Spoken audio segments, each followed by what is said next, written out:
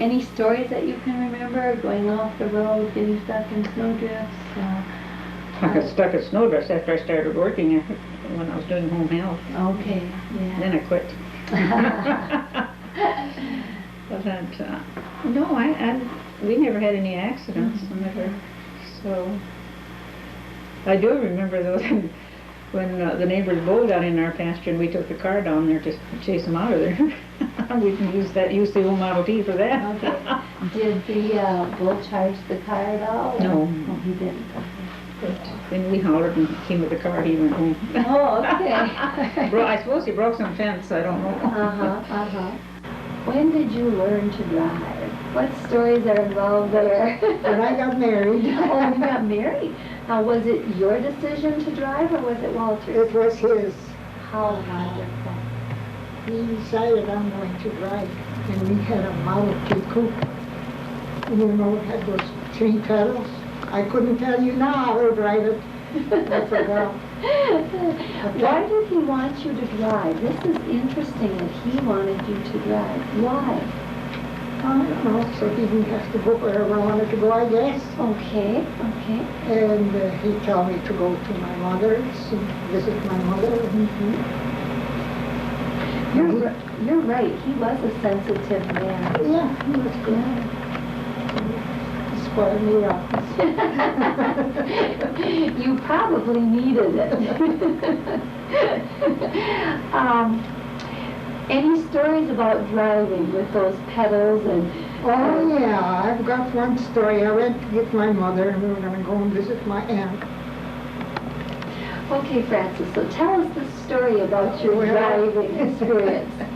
Well, you know, the gas had to, what would you call it when the gas runs down? Oh. It isn't car pump. Okay. God. Anyway, I went up this hill and I ran out of gas. Because all the gas went to the back of the tank as you were going up the hill. And then going to the engine. And there we stand. And then I was thinking, Walter told me, if you ever get in a pinch like that, look on the side for the ditch that is not so deep. Right. So I turned back, turned and went into the ditch. Mom and I never got to my aunt's place. The neighbors saw us there in the ditch. They come and they picked that car right up there. Turned around. Oh, God. Anyway, it was such a life car. The poor guys picked it up and carried it away. Then the gas started going. We couldn't do that today with our cars. No. So that's a neat we went story. back home. Did your mom have a telephone then? No, I okay. never had a telephone. Oh, because then you could have called and said, we tried, but we didn't make it. Did you use the car for the farming operation? Oh, yeah. Going to town and getting parts after Yeah, you learned? going to town and getting parts. By that time, we had a different... Oh, no, I know we were out in the field and we had a tractor and a car out there, and I didn't drive until after we were married. Okay. And Ole said, what you want to take home, the tractor or the car? So I took the car. I still got them. Share with me how you went about getting that driving license, why it was necessary. Did you have to convince your husband to... Did he help you take? No, I had my driver's license before we were married, and I didn't have to, that time we didn't have to take a test or anything. Okay. Just tell me some stories. How did you start driving? Just jump in Mom and Dad's car and start driving, or? So that was kind of, my dad had the 2 sons that worked at home. And he didn't give them wages, but he gave them a brand new car. And they had that in a shed, but it was back in where it had back around some trees. And one Saturday, of course, they wanted to go to town Saturday night. And they wanted to know if I'd wash the car. And I said, yeah, but you'll have to take it out of there and put it down by the tank where the water was. So they did that. Then I went in the house and told my mother, I said, I'm going for a ride. She didn't say no, but I bet she would have liked to have said so. And I had in my head I'd go a mile east of the home place. There was a big place where I could turn, I didn't have to back up. And wouldn't you know, the boys were shocking right next to the road where I went by. I suppose they thought, here it goes. But I turned around and came back, and that was it. Wonderful. So you didn't have any hair-raising experiences No, I driving? didn't. Good. No, I didn't. Were the brothers mad when you? No, they weren't, no. That's good, that's good. And that kind of got you started driving? Yeah, that's how I started to drive, yeah. Okay. What kind of car was it that you first? A Ford. Okay. What kind of cars did you have after that? Oh, we've had different kinds after we got married. But the last car that I had was a Pontiac. Oh, okay. All And right. I drove that last year yet. Wonderful. At age 93, Yeah, you were driving a car. but I didn't drive out of town. I just drove right around town. Right.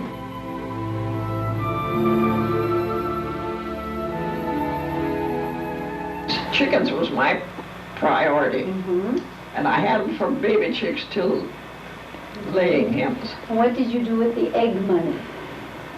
Usually went for groceries. What we did, we took the eggs and that into for the grocer, and we traded eggs Oh, okay. for groceries. So you didn't get money, you just got, Oh, once in a while you get money, but what's the use? Everybody, or we all took our eggs and our cream in there, and we traded it for food. We had egg money, but, What kinds of things did you buy with your egg money? well, we didn't get very much. We got only 8 cents a dozen some of the time, at years back. Eggs were not high priced, very high priced, but like we did, we lived what we had our cream, we had our eggs. So then we just spent what we barely needed to have and made the best of it. Always seen the kids had fruit. What did you do with your egg money? Oh, I bought sugar and coffee. All the things that you didn't have on the No, farm, that couldn't you couldn't raise. provide for. And then, of course, I bought myself some house grasses and something like that. Well, if I had any Did Walter ever say that you had to use that egg money for other things, like, maybe small tools or things for the farm? No. That was your money? That was my money. Wonderful. You bought things for the children too? Okay. Did you separate the milk then and sell the cream also? Yes, Okay. Brought that to town and brought it to town. sold it Cans? here in cans, and we sold it to a creamery here in Ivanhoe. how much a dozen were eggs at that time in the 1930s? They were pretty cheap, about 15 cents. Okay. When I got married, my dad gave me, well, that was the summer, he bought some chicks and candy. They were black giants. Yeah. And he says, you raise them, they'll be yours. And they gave 27 chickies, not 25. Oh, I raised every one. I got married, I got them. wonderful. And So then, that was kind of there a, were huge chickens like that. Then the neighbors wanted to buy eggs for me So I did, and I got big 25 cents a dozen for them that time because they wanted them for hatching. I raised a lot of chickens. I would raise 1,000 pullets, you know, and we had a lot of eggs, about 600-700 eggs a day. And then it got so that the eggs 19 cents a dozen, and all my spare time was spent in cleaning eggs, you know. And he finally said, it's foolish. We're gonna drop raising these chickens. I felt bad because the chicken money helped put my kids through school. The first three kids. And the egg money was for clothes and for school supplies and the groceries and all that. No, so no. Did you ever spend any of this egg money on yourself? Oh yes, I had. That's where we got our clothes. And about twice, you know, in the fall and in the spring, you'd go shopping.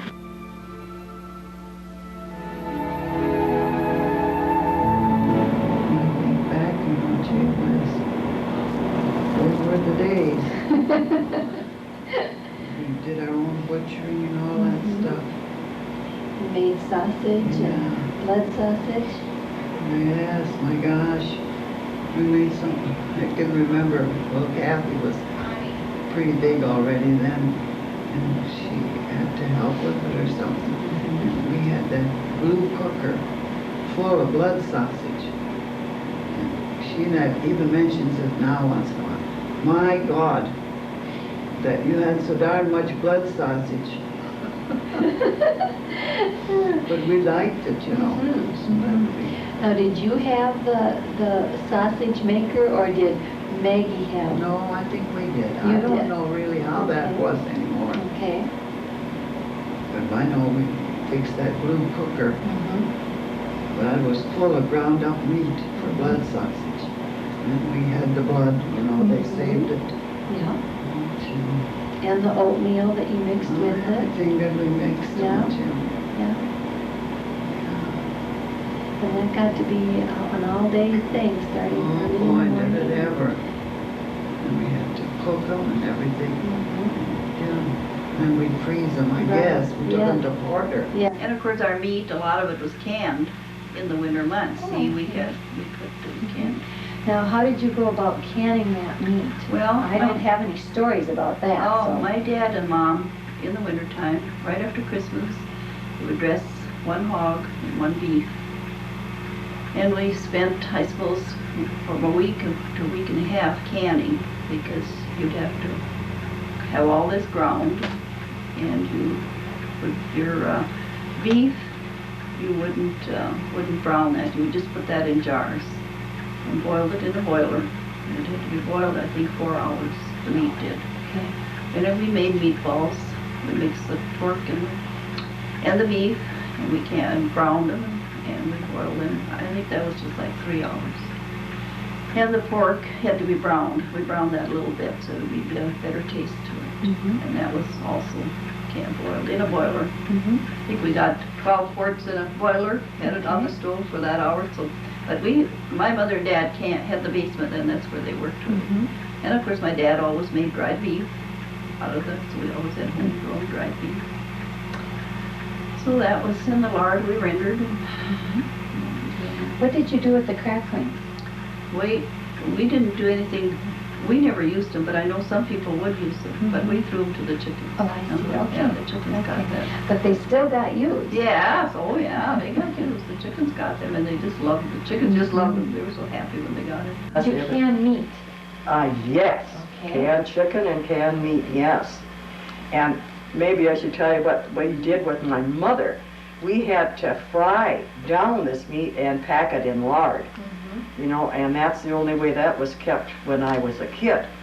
And I detested to go in the basement in the wintertime to get up 4 pork chops or get up 4 meatballs from this grease.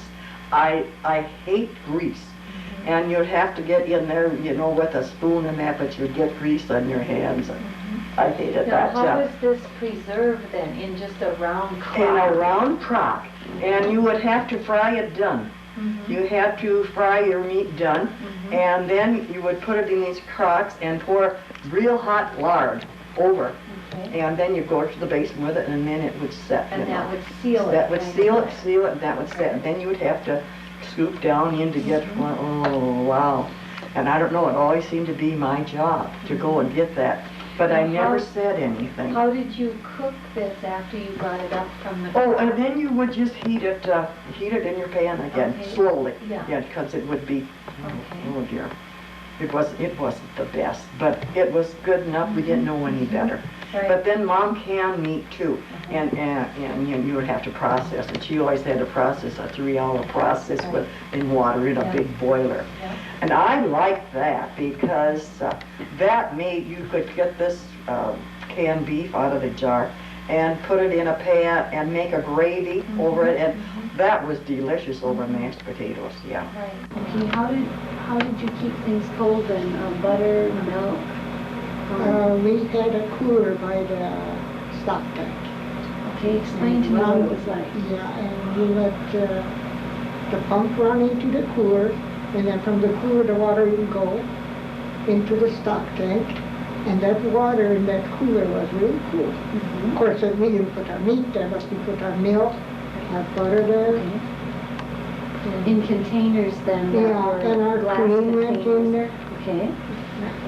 And in the winter time then, that would freeze or not? Oh, we wouldn't put it there. Okay. Put someplace where it wouldn't freeze. Okay.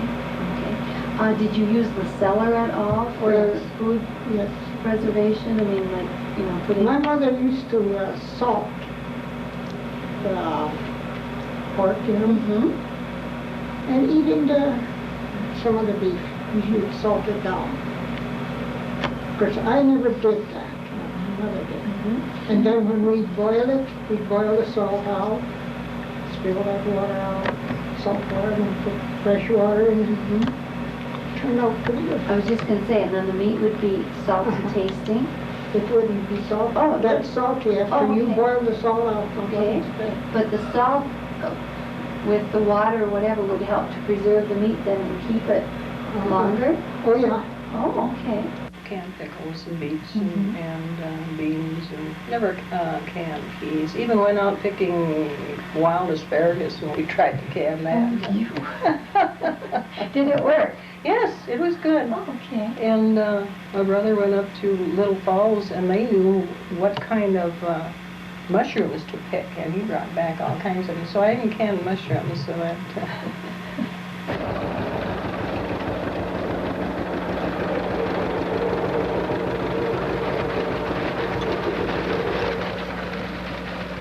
What about threshing day? That was a fun day. For me, not for moms. Okay.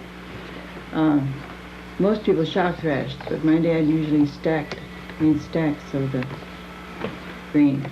But shock threshing was occasionally done, and that was what was the most fun because all the neighbors would get together and run bundle wagons, and of course I wasn't old enough to be much help, but the neighbor kids would come along, and that was fun. Then when I got a little bit older, I got to pitch bundles on those bundle wagons, and even that was fun. It was hard work, but it was fun. But that was a job, though, for the mother, because there was forenoon lunch, afternoon lunch, dinner, supper. What kinds of things did they serve at that time to eat? A big round dish pan full of sandwiches went out. And of course, that was homemade bread because you didn't buy bread these days. And cold meat on those sandwiches, and there was cake. And that was both forenoon and afternoon. And then coffee and lemonade were all hauled out near the threshing machine, and whenever somebody unloaded a wagon, they'd come and have their lunch. They'd eat in shifts. And then for dinner, there was usually a big roast of beef or something like that. Chicken, we didn't raise too much chicken for eating, so we didn't serve that too often. It was usually beef. And potatoes and gravy and corn and pies and all the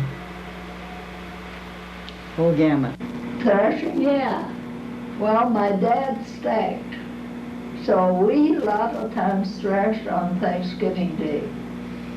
But after after that, we shock, when we started farming, we shock threshed. Oh, I see, okay, okay.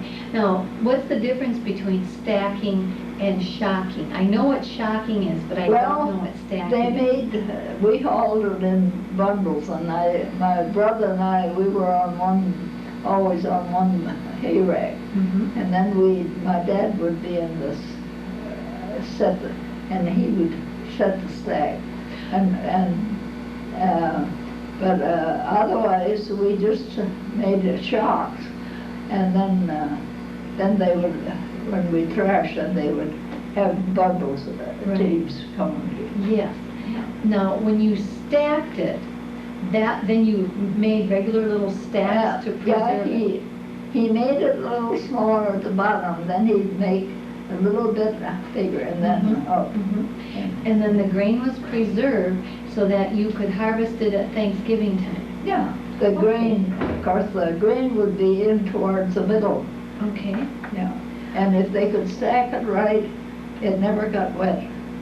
Wow. See, it would, How high were these stacks? oh, I don't know, they were plenty high, I know. Like 8 feet? Oh, yes, I'm sure more than that, maybe. Okay, okay. And about how long are we talking maybe? Oh, they were quite wide, Okay. yeah. I have never heard of that. Well, he started in the middle with a shop, and then he built around it Right. until he got they're so big. Uh-huh, uh-huh. And this was before they had the, they would have had the McCormick Reaper, but this was just another way of doing it rather than shocking it out in the field and harvesting it right away. Well, when with my folks, everybody stacked it. Okay. And then did one threshing machine come No, from farm no. to farm? Okay. So it was a way of preserving. And then the they grain. had to have them so that the thresh machine could go in between them. Oh, See, okay. they had them in rows Mhm. this way, and then the thresh machine could go in between. Then they would pitch from both On sides. both sides. All right. Now, how was the person that owned the threshing machine paid? Was he paid with They, grain or was he paid on with money? the separator where they threw the bundles, Mhm. there was it measured there. Mhm. Okay. And so he was paid by the bushel then? Yeah. Cash money? Yeah. Okay. All right. Well, that's interesting. Yeah, sure different than what they do now. They don't even know they got threshers. No. And then we'd have, they'd stay over, the men that worked for them would stay overnight. They slept in the barns. Oh, okay. And then your mom had to provide food for them in the morning and? Breakfast and lunch and dinner and lunch again and supper. Oh, I remember them, Dad and them harvesting with the horses and the binders, and they didn't have anything handy. Everybody had to help shock and everything else like that. Then they had these here steam engines, and they had to come 4 o'clock in the morning and get them started, and get them warmed up and get them going before we could start thrashing. And then we always had the men for breakfast and dinner, and some for supper then that couldn't go. They didn't have ways to travel back. Wow. Where did the threshing crew come from? I mean, did they come from a faraway distance, or were there people in the area who had the threshing? There was people in the area that went from neighbors to neighbors and stuff. And usually the firemen always stayed at the house to get the thrashing machine going at night. Okay. So you had to provide not only food, but also a place for some of them to stay Yeah, just overnight. Yeah, overnight. Where did they stay? Like in the house, or did you In the have a house. place in the barn? Oh no, Okay. they always stayed in the house. Okay. We always made room. Our Alright. kids doubled up if we'd have come to. Okay, Yeah. I understand. Yeah. What about meal preparation on that day? Any remembrances as a child? Oh yes, the old cook stove was a-going. It was probably 100 degrees outside. Oh, and you had hands and the flies. 200 Oh, in the house. yes. But we always seemed like they always had to have pie and all that stuff. They always got it. Now, did you help Mom make that before they got there then, the pie? Could you make it before or not? We had kept us busy cooking all the time while the thrashers was there because you had to bake ahead, you know. And we couldn't keep things too long, you know, being no place to put it. Right. So we done pretty much baking early in the morning to late at night. Okay. The jobs that you did, lots of dishes? Oh, I did dishes. Uh-huh. And I also helped milk cows. I milked many, many cows. Okay. All right. And I helped fed chickens and things at home. So we all had to help one another. I was just a very, well, perhaps not such a young child at that time. Well, one of the memories I have is that we slept on straw ticks. And right after the first day of thrashing, Mother would go out and fill these straw ticks with new straw. Okay. So that is one of the memories that I have. You're the first person that's mentioned a straw tick. Yes. Explain to me what they are. Well, it would be like a mattress in a way. You didn't go to town. You didn't have the money to go to town and buy. You maybe had an old mattress on your bed, but that didn't amount to too much. So this straw tick, you either had that alone or else it laid on top of this, but you slept on it. What kind of fabric was it? A thick canvas-like fabric? It was heavy. It's like pillow ticking. Okay, that sure. was very heavy, so that the straw didn't work through the material. And so then you would fill this straw tick, and that would be cushion Yes. covered with sheets, blankets, that Yes, kind of yes, thing? it would be. For a whole year? Yes, it would be. So you see, it would get pretty flat by the time that they were going to thrash again. Now, So- did this help to keep, I mean, was it like insulated? Did it help keep you warm in the Oh, winter yes, time too? yes, then? it helped to keep you warm. Yes, it And did. then coupled with a feather bed, you were Well, toasty warm? it would take the place of a feather bed. Oh, I see. But we had feather beds too. I know walking to bring lunch when my dad was, out on the binder, and my mom and my brother and I would go. And we never had shoes. We only had the good shoes, and you didn't wear them. And I can remember the stickers in my feet. That really stays in my mind. Sometimes we try to take cardboard and, put on your feet so you wouldn't have to go barefoot, but you'd have to stop along the way and take those stickers from the rose bushes out, And that's one thing I remember. But then it was always fun to go with lunch, And the thrashing, of course, that was a big deal for kids, because we'd go from, my mother and my aunt would work together, and then we kids could go, and it was always fun to have that good lunches that they had there that we didn't always have at And home. play with the cousins? Yeah, so that was fun. And sometimes we'd ride on the grain wagon. My dad usually was the grain hauler once they went around, and so we could ride with him and things like that. And I always remember, too, getting the wash facilities for the men. You had to take your water and your, what do you call it? What you wash your hands in. Bowl, Yeah, and then there's always new towels, because you had to have plenty of towels during thrashing. I can remember that part of it.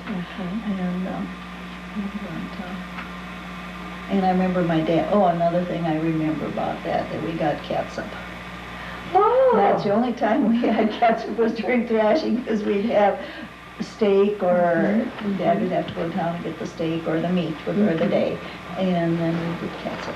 Was it store-bought catsup? Yeah, yeah. All right. Catsup, so that was fun. And, Let's go back to this washing, because again, you're the first person that mentioned about the new towels, and Did you heat the water then in a boiler kind of thing and set it off to the side They so the just men washed could in wash? cold water. In cold water. Yeah, Okay, you just brought that, okay. it was, hot Mhm, during those mhm. days, so they just washed in Right. cold water for that. And the basin just was kind Just of a- outside yeah, too? Just yeah, on a dish pan bench, kind yeah, of thing. on a Okay. bench, and so brought the soap and water Mhm, out there, and then mhm. they just washed. They always Mhm. washed up before they came in to eat, and then they always had a rest afterwards too. You'd swallow, and what would be left would be the gluten of the wheat, and that was gum. It formed this gummy lump in your mouth. You chew on that for a few hours, and that was sweet gum. Did it taste like flour then, like bread? It had pretty much a floury taste, like raw flour. Yeah, okay. I can't imagine it now how palatable it was, but it's just, I mean, kids nowadays wouldn't appreciate it, but Right. it was fun to, it was a challenge to get that gluten ball.